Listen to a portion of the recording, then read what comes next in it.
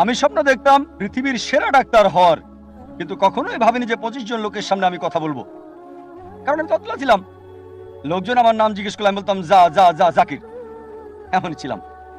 আল্লাহ সুবহানাহু ওয়া তাআলার পথে এসে হয়তো 10-15 বছর আগে যখন দাওয়া যুক্ত হলাম, যখন দাওয়া দেওয়া শুরু করলাম, তোতলামি চলে গেল।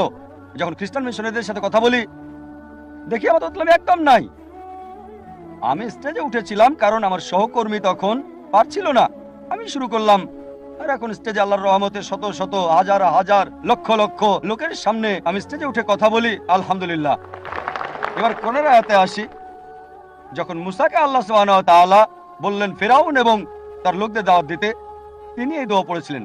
সূরা তাহা অধ্যায় 20 আয়াত 25 থেকে 28 বলা হয়েছে, রব্বি ইশরাহ লি সাদরি, হে আমার আল্লাহ, আমার বক্ষ প্রশস্ত করে দাও, আমার সাহস বাড়িয়ে দাও, রব্বি ইশরাহ লি সাদরি ওয়া ইয়াসসির লি আমরি, এবং আমার কাজকে সহজ করে দাও।